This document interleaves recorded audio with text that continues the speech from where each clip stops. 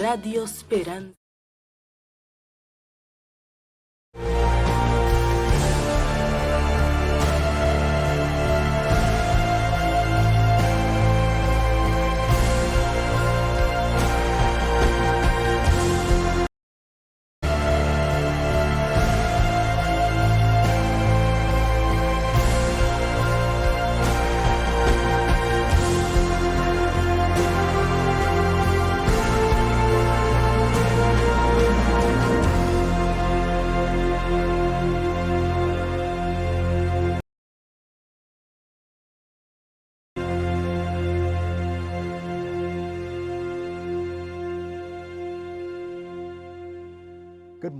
Bonjour, chers frères et sœurs.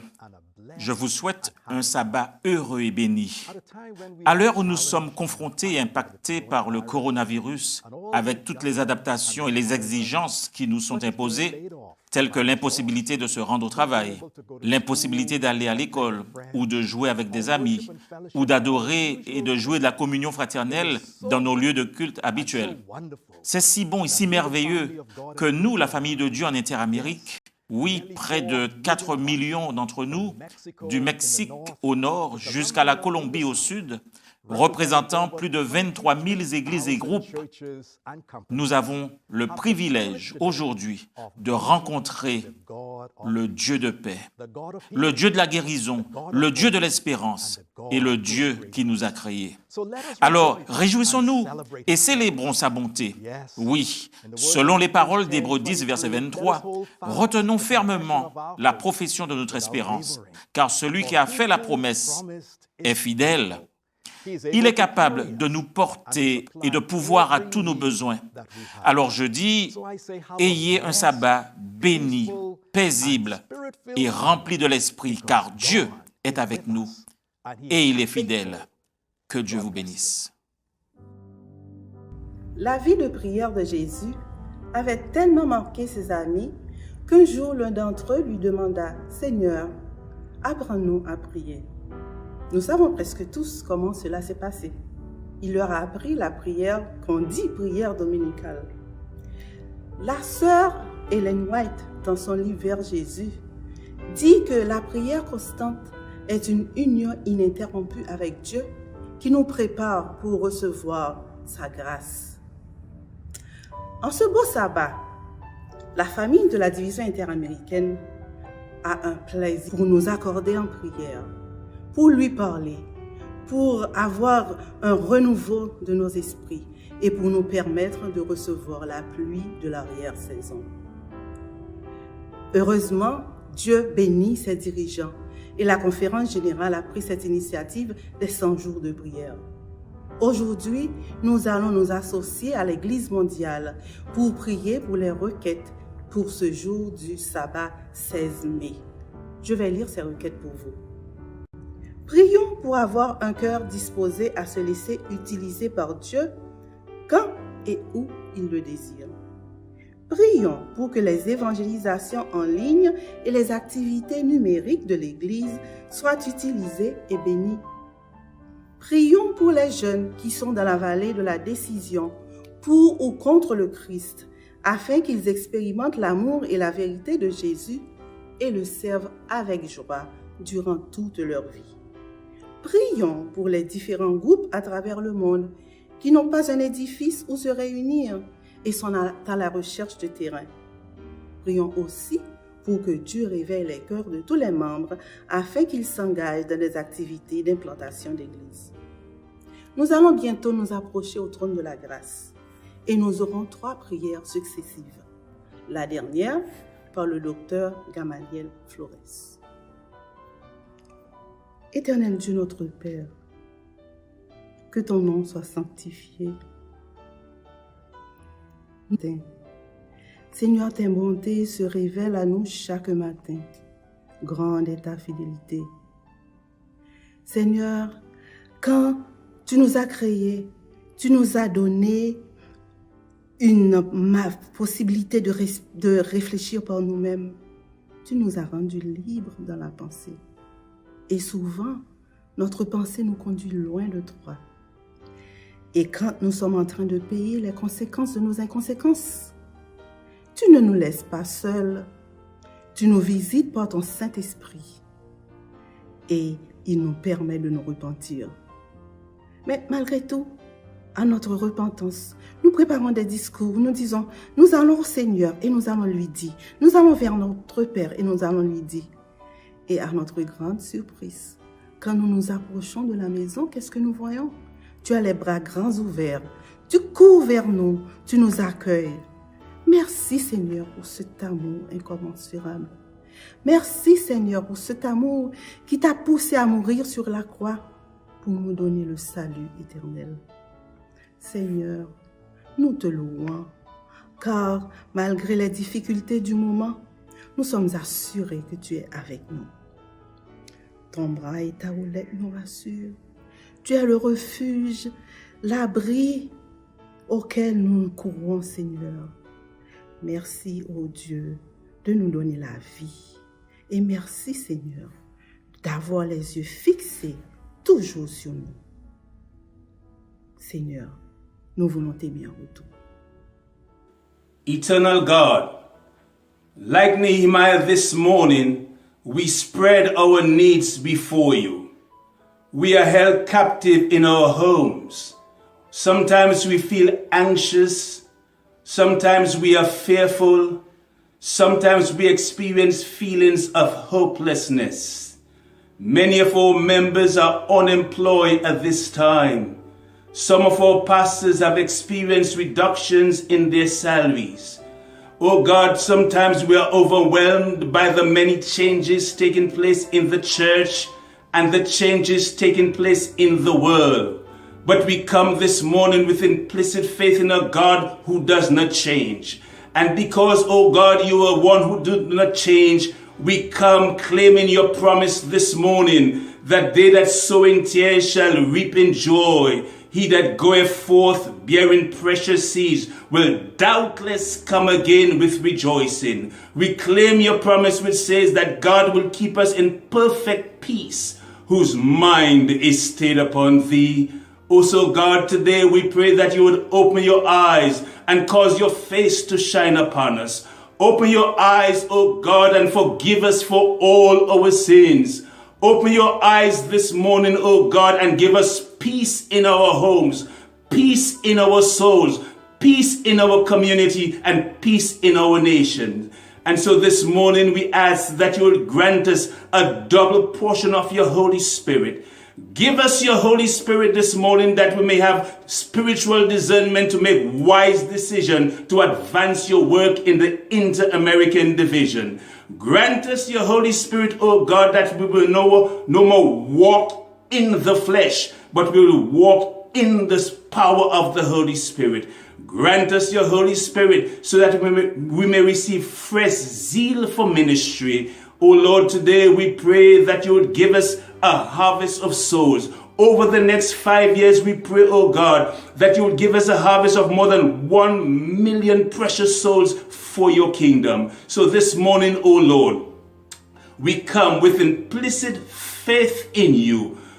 Bless us with the presence of your Holy Spirit. Bless the Inter-American Division and send us forth in your mighty power to do a great work for you. This is our prayer. Y ahora, Señor, queremos como iglesia consagrarnos a ti. Queremos dedicarnos a hacer tu voluntad.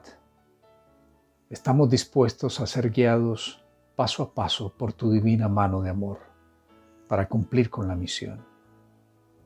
Te agradecemos, Señor, la protección que nos has brindado durante esta crisis. Tú has estado con cada uno de nosotros en todo momento. Pero Dios, aún la crisis continúa y solo nos sentimos seguros en tus manos de amor. Sé tú nuestra roca firme y manténnos bajo tus alas de amor. Todo esto, Señor, queremos agradecerlo y pedirlo en el precioso nombre de nuestro Salvador Jesús. Amén.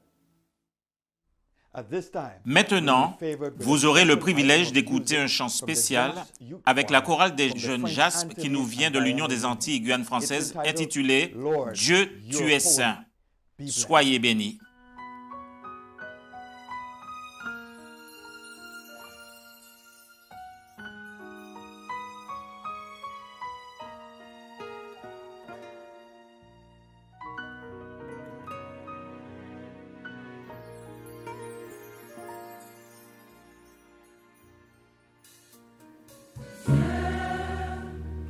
tu es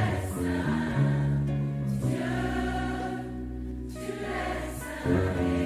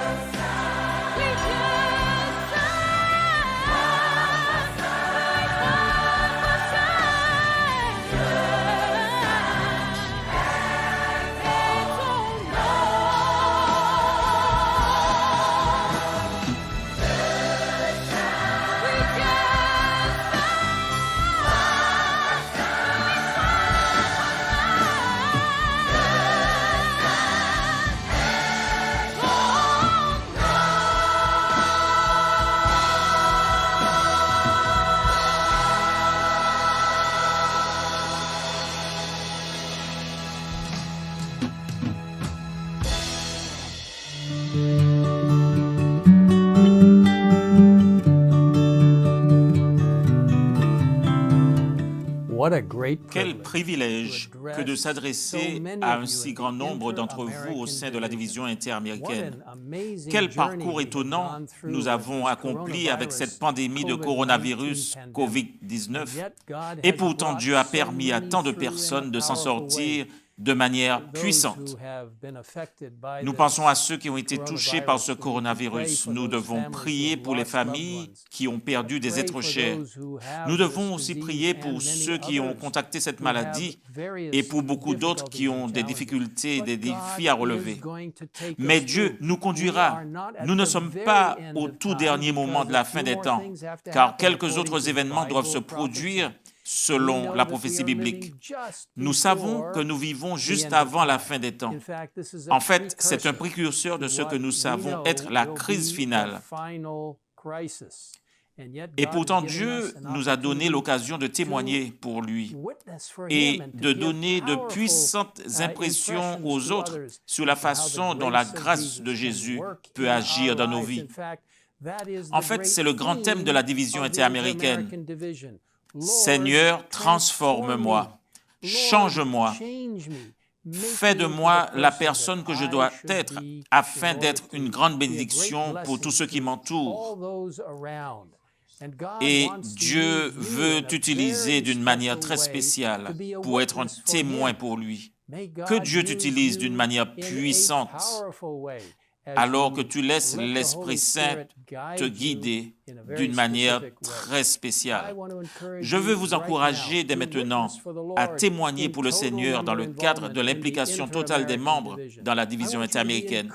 Je veux que vous soyez encouragés dans le Seigneur. Je veux que vous sachiez qu'il est votre force, qu'il est votre forteresse, qu'il est celui qui vous guidera au cours des prochaines semaines, des prochains mois, alors que nous avons l'occasion de témoigner pour ceux qui ont été confinés, ceux qui ont été d'une certaine manière mis en quarantaine. Dieu vous utilisera de façon étonnante. Laissez-moi partager avec vous une merveilleuse occasion de comprendre les vérités de Dieu à partir de sa parole au psaume 62. Oui, mon âme, confie-toi en Dieu. C'est au verset 5 du psaume 62. Le Seigneur veut que nous nous confions en lui et que nous ne soyons pas du tout distraits par les choses qui nous entourent. Attends le Seigneur en silence, car de lui vient mon espérance. Oui, c'est lui qui est mon rocher et mon salut. Le Christ est ton rocher. Dieu est ton rocher. Il est celui qui peut te protéger, traverser avec toi et te bénir abondamment. Ma haute retraite, je ne chancellerai pas. Quelle opportunité d'être un puissant témoin de Jésus et de réaliser que vous pouvez ancrer votre pouvoir sur le rocher. En Dieu est mon salut et ma gloire, le rocher de ma force, et mon refuge est en Dieu. Et alors le verset 8 du psaume 62 nous dit « En tout temps, peuple, confiez-vous en lui, répandez vos cœurs en sa présence. Dieu est notre refuge. » Dans la division interaméricaine, sachez que Dieu sera votre refuge. Il sera votre force, il sera votre forteresse. Il sera votre rocher, car vous lui permettrez de vous transformer en un puissant témoin pour lui. Et en ces temps de la fin, proclamant les messages des 3 anges d'Apocalypse 14 et du 4e ange d'Apocalypse 18, appelant à sortir de Babylone, de la confusion, afin d'entrer dans l'adoration du vrai Dieu. Permettez-moi de partager avec vous une belle citation tirée du livre « Service chrétien » à la page 83. Le message du prochain retour du Christ doit être proclamé à toutes les nations de la terre, chaque nation de l'ensemble de la division interaméricaine. Pour vaincre les forces de l'ennemi, des efforts vigilants et inlassables sont indispensables. Notre devoir n'est pas de rester inactif, de verser des larmes ou de nous tordre les mains, mais de nous lever et de travailler pour le présent et pour l'éternité. Quelle belle opportunité pour vous de permettre au Seigneur de vous transformer, pour travailler dans l'implication totale des membres et pour préparer des hommes et des femmes à la venue prochaine de Jésus. Quelle bénédiction de savoir que le Christ revient bientôt. Permettez-moi de prier avec vous. Père Céleste, sois avec nos chers membres de l'Église dans la division interaméricaine, cette vaste division avec tant d'opportunités, tant de personnes qui parlent tant de langues différentes. Seigneur, guide chacun d'eux alors qu'ils travaillent ensemble pour achever ton œuvre par la puissance du Saint-Esprit, en proclamant les messages des 3 anges et du 4e ange qui appellent les gens à adorer Dieu et lui seul. Seigneur, transforme chacun de nous à ton image et fais de nous un témoin pour toi. Au nom de Jésus, nous te le demandons. Amen.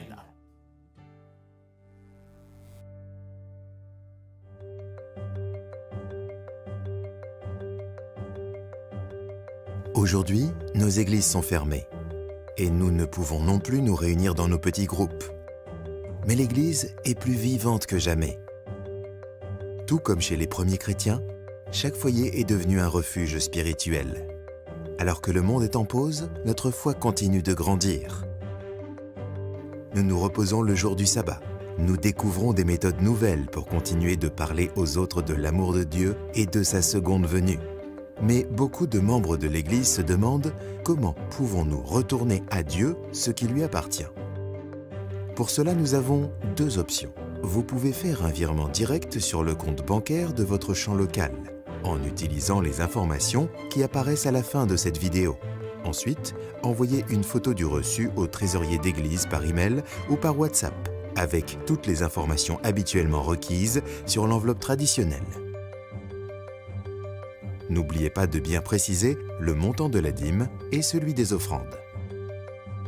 Dans le cas où vous ne pouvez pas faire un virement, gardez vos dîmes et vos offrandes dans un endroit sûr, afin de les remettre à l'église lorsque le confinement sera levé. Vos dîmes et vos offrandes sont le résultat de votre fidélité envers Dieu, et elles contribuent à l'avancement de la proclamation de l'Évangile.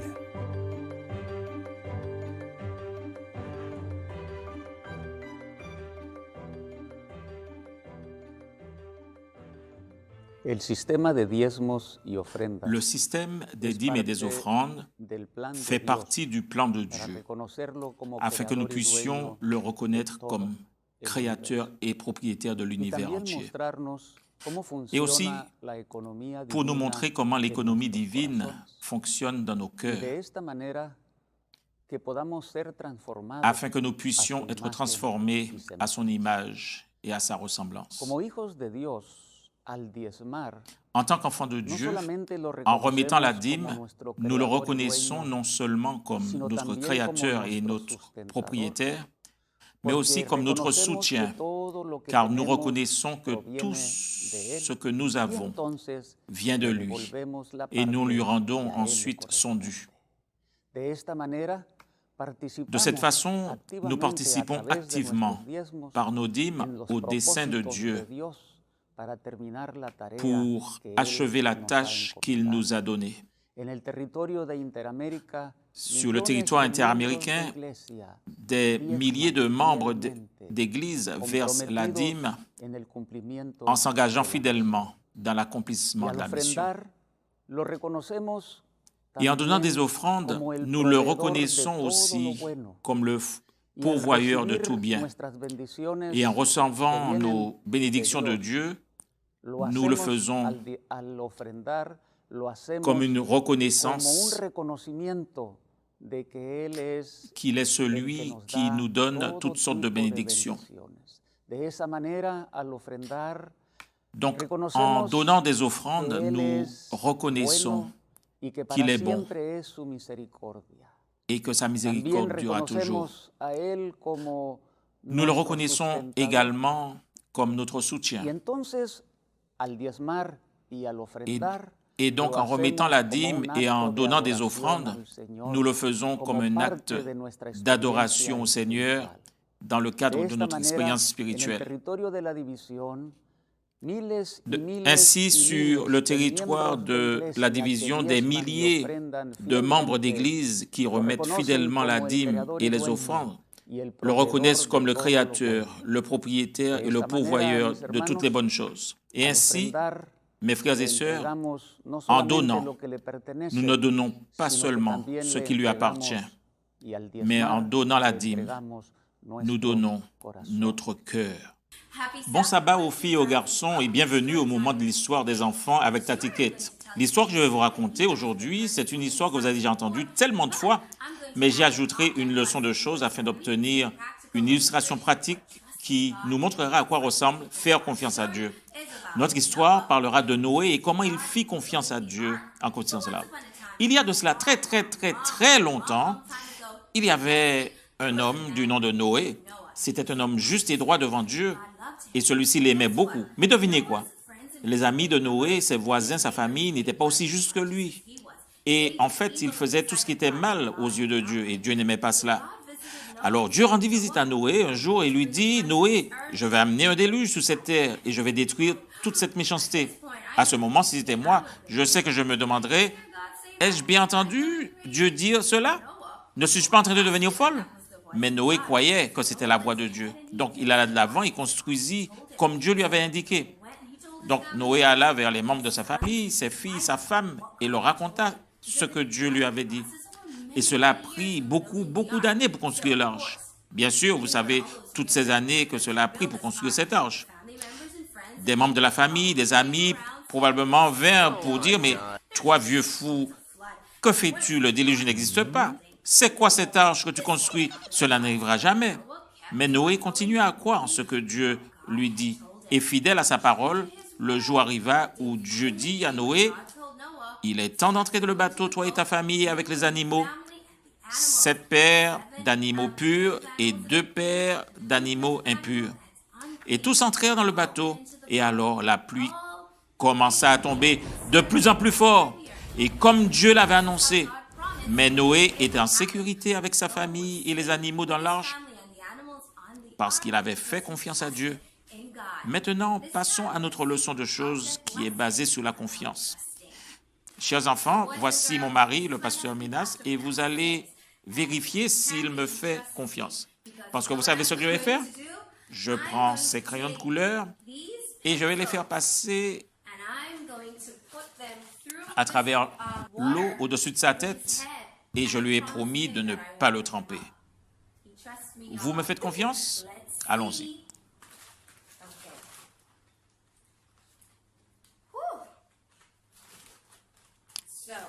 Donc, en commençant par le bas, j'enfonce le premier crayon. Allons-y. Vous voyez, il me fait confiance. Le premier crayon est entré. Tu continues à me faire confiance? Allons-y pour le deuxième crayon. Vous pensez que j'y arriverai cette fois-ci?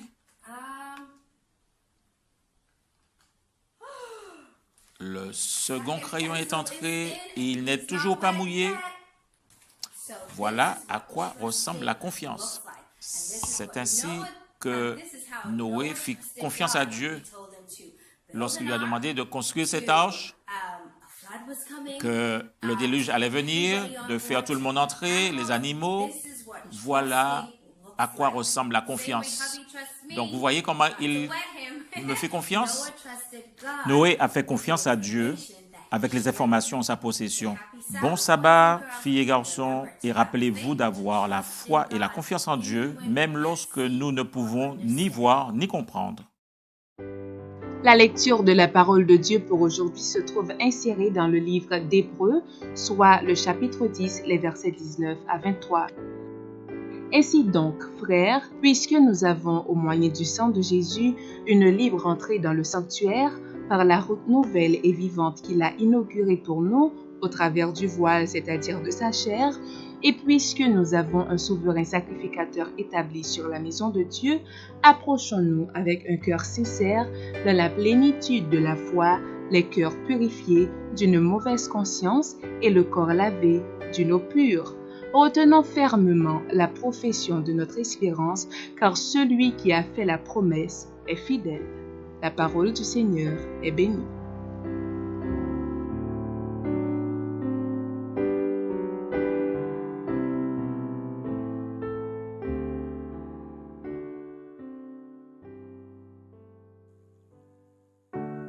Jesus, you're the center of it all, yeah. For only you alone is worthy. Jesus, you're the center of my life, yeah. I can only offer you my praise. Wanna thank you for what you've done. Wanna give you all the praise. Wanna lay at your feet, for you are holy. Wanna glorify your name, for you are worthy of all praise. Wanna worship your name, oh great Creator.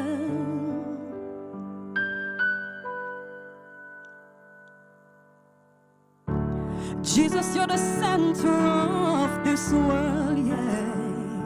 For only you can do what you do. Jesus, we are offering our lives to you, so you can use us as you choose. I wanna thank you for what you've done. I wanna give you all the praise. I wanna lay at your feet, for you are holy. I wanna glorify your name, for you are worthy of all praise. I wanna worship your name, oh great Creator.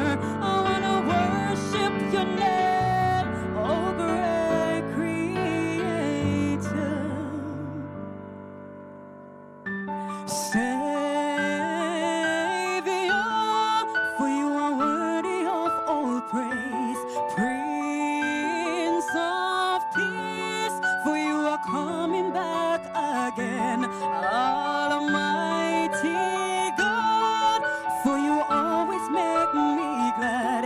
King of Kings, for you reign eternally. For you, in all I do, in all I say, to please you, only to live for you. In all I do, in all I say, to please you, only to live for you. In all I do, in all I say, to please you, only to live for you. In all I do, in all I say, to please you. I wanna thank you for what you've done. I wanna give you all the praise. I wanna lay at your feet, for you are holy. I wanna glorify your name, for you are worthy of all praise. I wanna worship your name, oh great Creator. Live for you, in all I do, in all I say, to please you, only to live for you. In all I do, in all I say, to please you. I wanna thank you for what you've done. I wanna give you all the praise. I wanna lay at your feet, for you are holy. I wanna glorify your name, for you are worthy of all praise. I wanna worship your name, oh great Creator. I wanna worship your name, oh great Creator.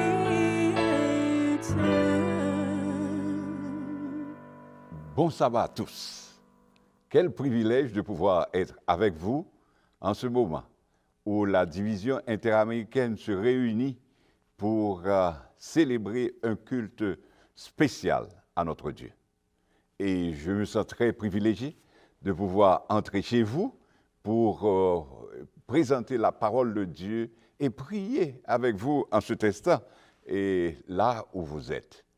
Et je pense que le sabbat est un très beau jour.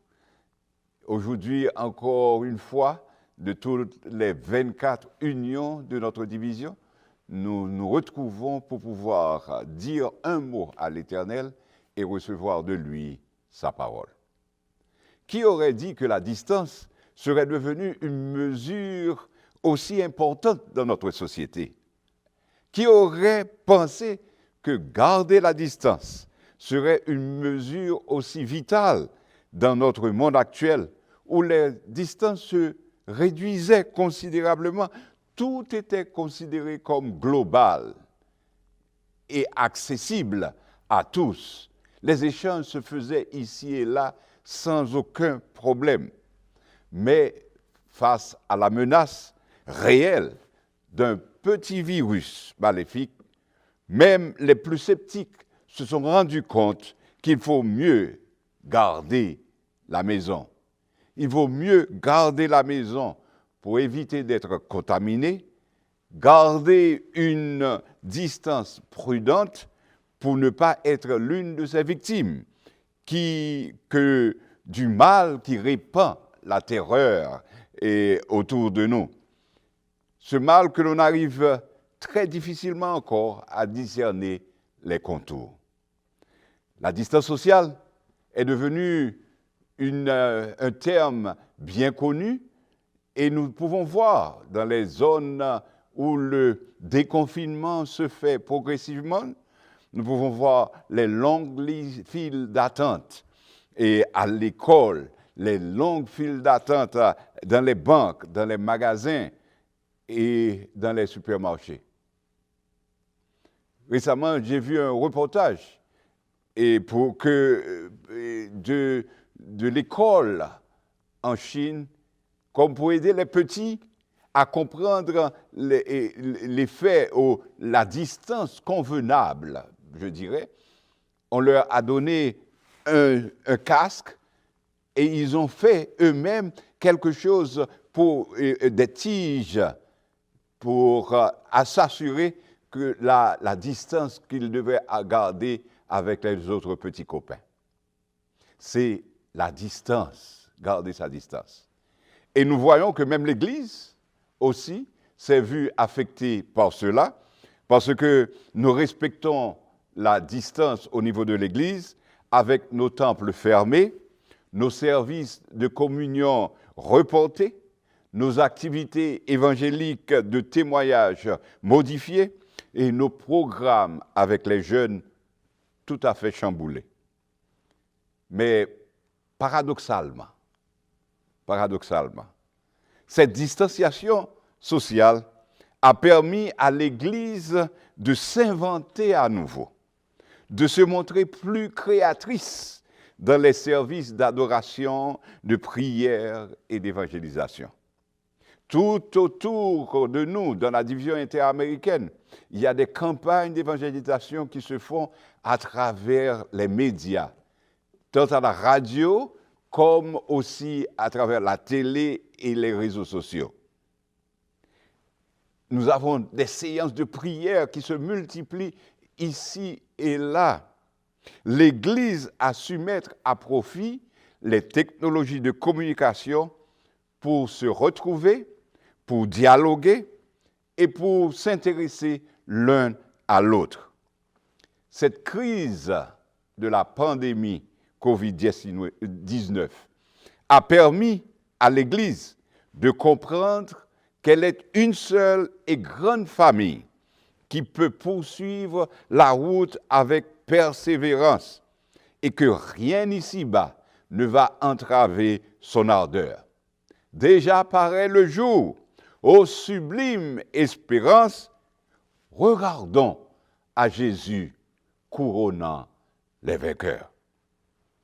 Nous sommes réunis ici à travers ce moyen, grâce à la transmission virtuelle, nous sommes réunis de toutes les églises de la division interaméricaine pour vivre cette espérance, répondre à ce besoin d'être ensemble dans l'adoration et la méditation de la parole. Et pour cela, aujourd'hui, je voudrais vous inviter à vous approcher, à nous approcher, nous autres, à l'étude de la parole de Dieu, et à réduire la distance et à nous mettre tout près de Jésus. Près de Jésus, je trouve un sûr asile. Et si mon ciel est parfois menaçant, il me rassure. En lui, je suis tranquille. C'est ce que nous allons voir à travers un texte. Le texte de l'épître de Paul aux Hébreux, qui nous invite à plusieurs reprises et avec insistance à nous approcher de Dieu, de Jésus.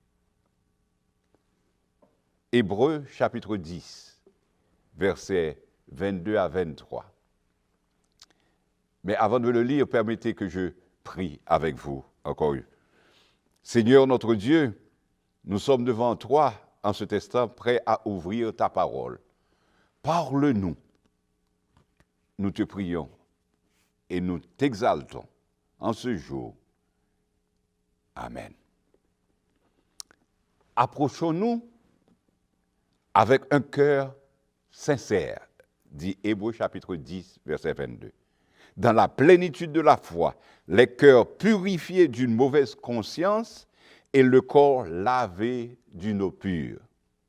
Retenons fermement la profession de notre espérance, car celui qui a fait la promesse est fidèle.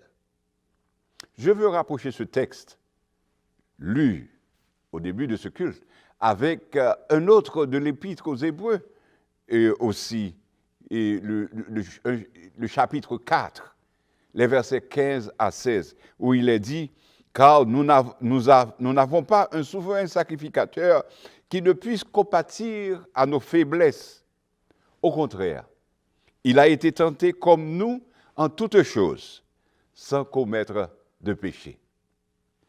Approchons-nous donc avec assurance du trône de la grâce, afin d'obtenir miséricorde et de trouver grâce pour être secouru dans nos besoins. » C'est cette invitation insistante, pertinente de la part de l'Esprit que je veux souligner ce matin.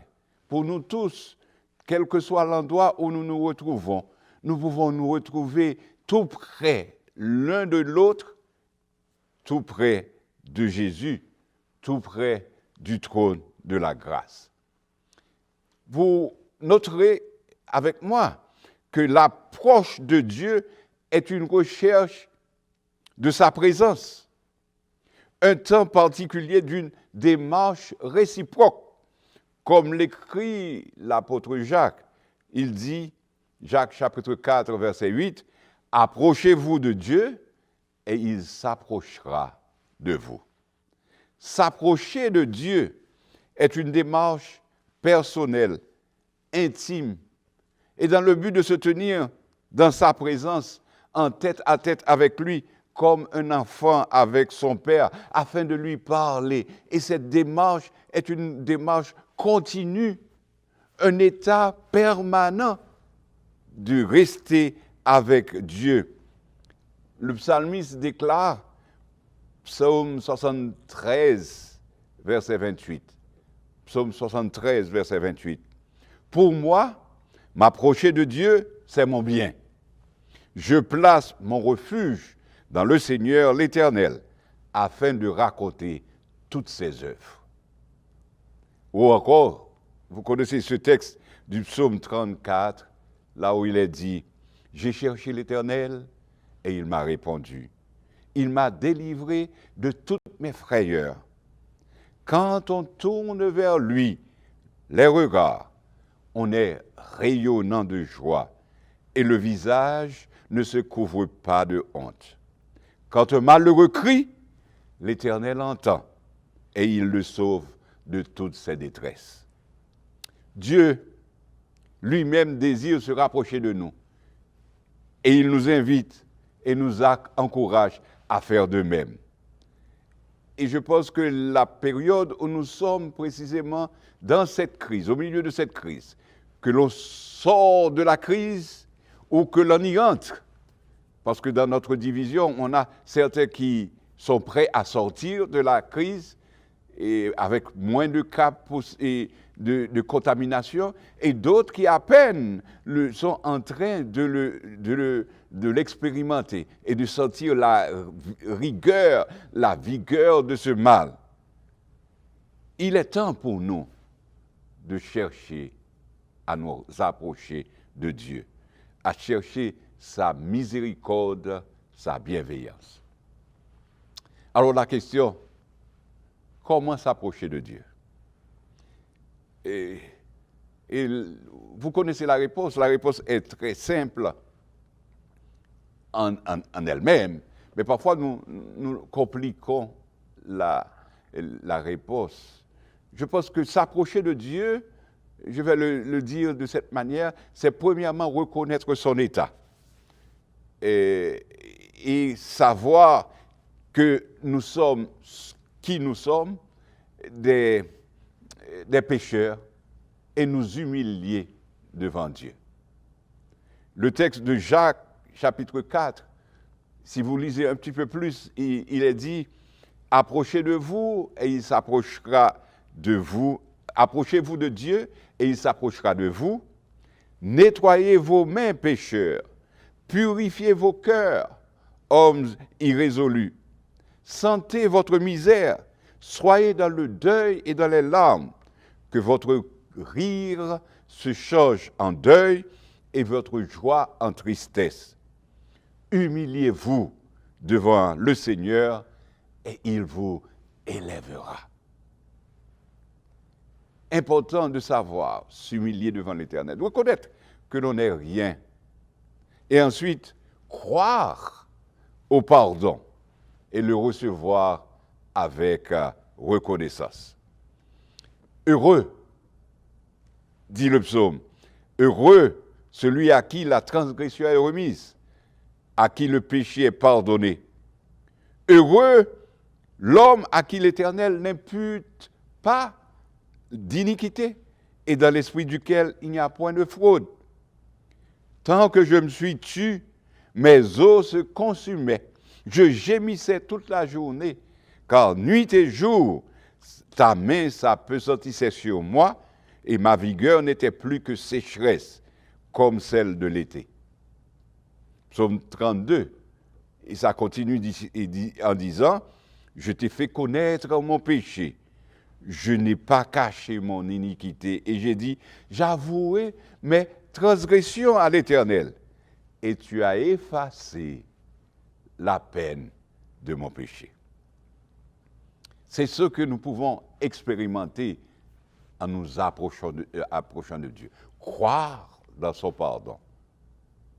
L'auteur de l'Épître aux Hébreux, que nous avons signalé au début, inspiré par Dieu, a écrit cette parole bien encourageante dans Hébreux chapitre 10, en nous disant que, ainsi donc, frères, puisque nous avons, au moyen du sang de Jésus, une libre entrée dans le sanctuaire par la route nouvelle et vivante qu'il a inaugurée pour nous au travers du voile, c'est-à-dire de sa chair, et puisque nous avons un souverain sacrificateur établi sur la maison de Dieu, approchons-nous donc avec un cœur sincère dans la plénitude de la foi, les cœurs purifiés d'une mauvaise conscience et le corps lavé d'une eau pure. Ce qui est précisé ici, d'une part, c'est que l'obstacle du péché disparaît par la purification au moyen du sang de Jésus. C'est aussi ce que Jean, l'apôtre, dira aussi, le sang de Jésus, son Fils, nous purifie de tout péché. Et dans l'Apocalypse, il est dit que ceux qui se tiennent en présence de Dieu ont lavé leurs robes et les ont blanchis dans le sang de l'agneau. Jésus, c'est notre intercesseur. Jésus est celui qui travaille pour nous. Parce que vous noterez, dans les deux textes que j'ai mentionnés de l'Épître aux Hébreux, il parle du sang de Jésus, le sacrifice de Jésus sur la croix, et en même temps, il fait rappel de quelque chose que Jésus est en train de réaliser pour chacun de nous maintenant dans le ciel. Il est le souverain sacrificateur. Il est entré dans cette phase de son ministère où il intercède pour nous. Il est entré une fois pour toutes dans le lieu très saint, non avec le sang des boucs et des veaux, mais avec son propre sang, ayant obtenu une rédemption éternelle. Il est notre souverain sacrificateur, notre avocat auprès du Père.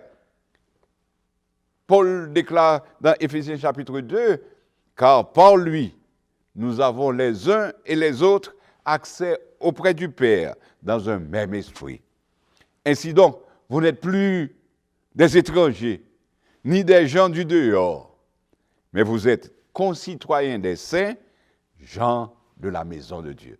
Quelle belle promesse que nous avons ainsi, quand nous pouvons mettre toute notre confiance dans ce Jésus qui intercède pour nous et qui fait de nous tous, quel que soit l'endroit où nous nous retrouvons, des citoyens du royaume de Dieu. Nous ne sommes plus des étrangers.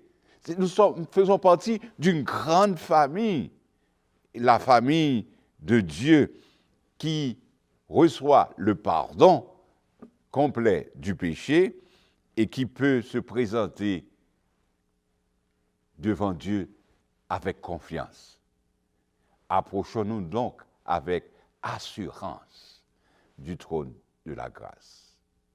Aujourd'hui, quelle que soit la situation où tu te retrouves, bien-aimé, frères, sœurs, distingués amis qui nous suivez en ce moment, nous voulons dire que la présence de Dieu avec nous fait de nous des gens de la famille. Nous participons de la famille de Dieu. Nous ne sommes pas des étrangers. Nous ne sommes pas des gens du dehors. Nous pouvons avoir tout ce que Dieu a pour nous. Et le texte dit, quand nous reconnaissons qui nous sommes, quand nous acceptons le sacrifice de Jésus, nous venons avec un cœur sincère, une entière confiance, le cœur purifié de toute mauvaise conscience et lavé de l'eau pure. Si nos cœurs sont sincères, comme il est lui-même dans la lumière, nous sommes mutuellement en communion et le sang de Jésus nous purifie de tout péché. La conscience du péché est enlevée. Alors que nous vivons dans le temps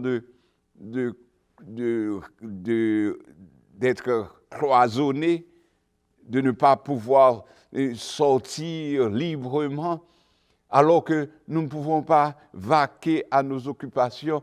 Et il ne faut pas se sentir coupable et ne pas prendre ce temps précieux que nous avons à la maison pour ressasser les problèmes que nous avons eus dans le passé ou que nous pouvons connaître maintenant que là où nous sommes.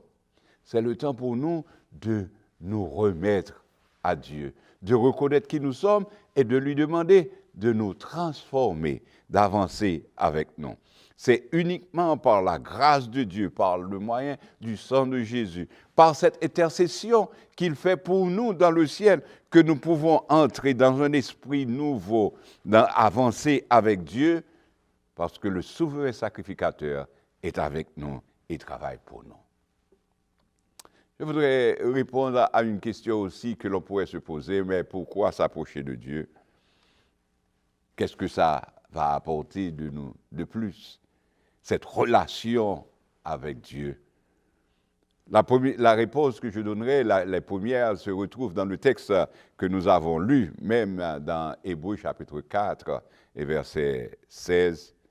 Il nous est dit, approchons-nous donc avec assurance du trône de la grâce. Pourquoi? Afin quel en sera le résultat, afin d'obtenir miséricorde et de trouver grâce pour être secouru dans nos besoins. 1. Obtenir miséricorde pour trouver grâce. Grâce auprès de Dieu. La miséricorde de Dieu, son amour qui se déploie pour nous et dont nous sommes conscients, et ce que nous pouvons comprendre réellement, être secourus dans nos besoins. Nous avons des besoins extraordinaires.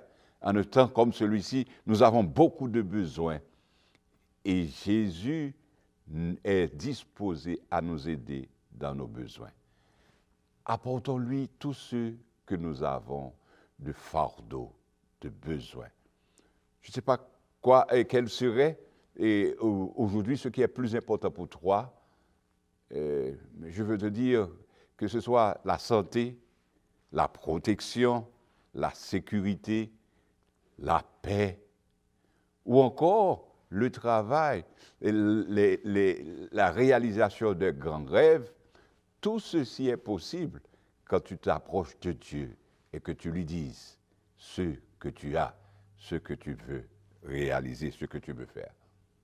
Il est disposé à t'aider et s'approcher de Dieu, c'est trouver un Dieu qui a des ressources extraordinaires pour nous et un Dieu qui peut nous aider en toutes circonstances. Et je terminerai en disant, avec le texte que nous avons de Philippiens chapitre 4, verset 6, « Ne vous inquiétez de rien, mais en toute chose faites connaître vos besoins à Dieu par des prières et des supplications avec des actions de grâce. » Ce temps dans lequel nous vivons, c'est un temps pour l'Église d'affirmer encore plus sa foi en Dieu, en priant, en cherchant sa face, en suppliant l'Éternel. La prière, c'est quelque chose d'extraordinaire qui peut nous aider. L'étude de la parole de Dieu, c'est ce qui doit nous affirmer dans un temps comme celui-ci. Il a des promesses grandes, magnifiques pour chacun de nous.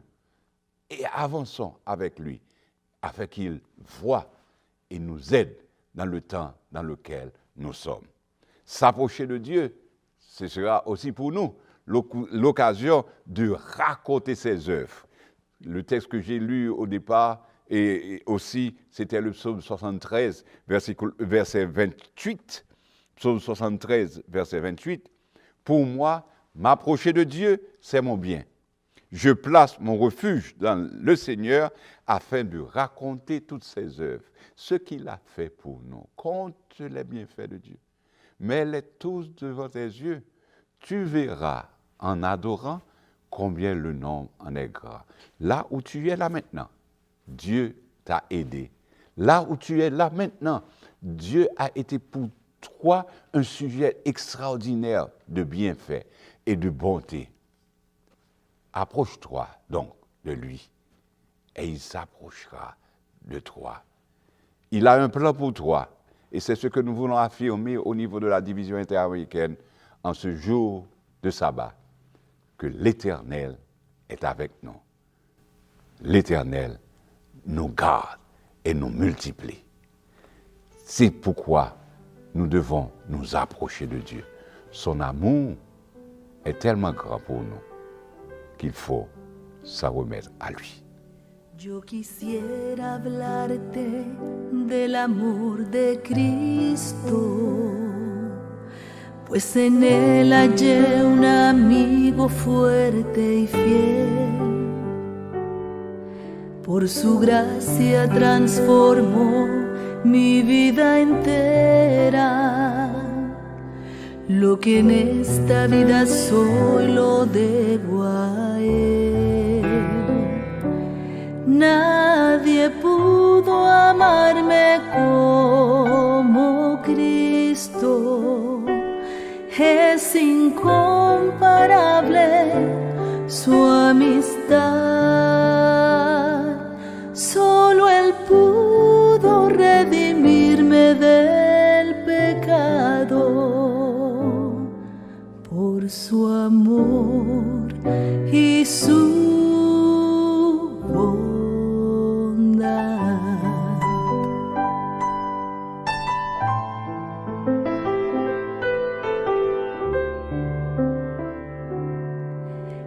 Cada día viene a darme nuevo aliento.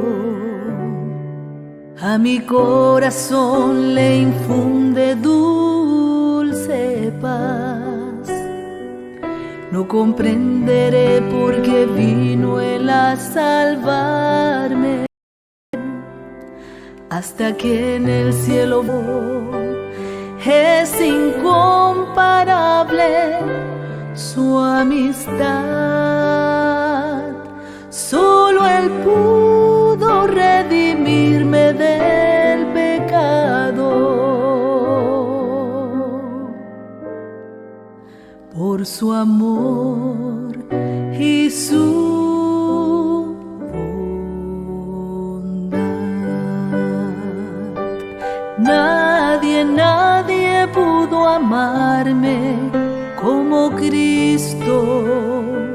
Es incomparable su amistad. Solo Él pudo redimirme del pecado. Por su amor y su bondad.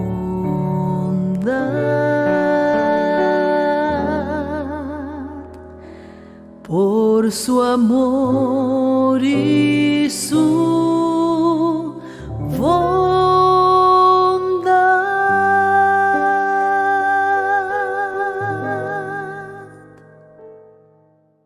Comme nous venons de l'écouter dans ce chant, nul autre ne peut prendre soin de nous comme Jésus.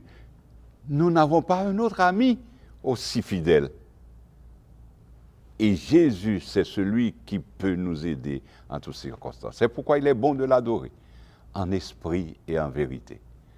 Nous ne sommes pas obligés d'aller dans un temple pour l'adorer, mais là où nous sommes, nous pouvons choisir un moment pour le prier, étudier sa parole et nous approcher de lui en toute confiance. Et c'est ce que nous allons faire en ce moment. Je vais inviter virtuellement tous les présidents d'union à nous accompagner dans cette prière, une prière que nous voulons adresser à Dieu en ta faveur en ce jour-ci bien spécial. Ils vont s'approcher, vous allez les voir dans l'écran parce que nous voulons nous unir tous de la division interaméricaine pour présenter cette prière à Dieu. Prions. Seigneur, notre Dieu, notre Père, nous sommes tellement heureux de savoir que tu es près de nous, parce que nous voulons nous approcher de toi en ce matin avec un cœur sincère. Tu connais nos besoins, tu connais nos infirmités et tu connais nos péchés. Pardonne-nous, Seigneur, fortifie-nous. Donne à ceux qui en ont besoin en ce moment-ci un moment de paix. Donne en ce moment-ci à ceux qui ont besoin la santé et qui soient plus robustes, protégés de ce virus qui rôde autour de nous. Ceux qui ont été victimes, ô Père, touche-les familles de ceux qui ont perdu les siens, et aide-nous tous à nous réfugier en toi, trouver le sur-abri qu'il y a en toi. Garde-nous, Seigneur, de façon à contempler ta gloire et à le refléter, à le dire aux autres, à le raconter comment tu nous aimes, comment en ce jour particulier, tu as été pour nous un secours. Tu as été favorable à nos cris, tu nous as entendus et que tu nous réponds. Merci de nous écouter encore une fois et merci de bénir chacun de nous dans nos maisons respectives, là où nous trouvons en cet instant précis. parce que nous t'avons prié au nom du Père, du Fils et du Saint-Esprit. Amen.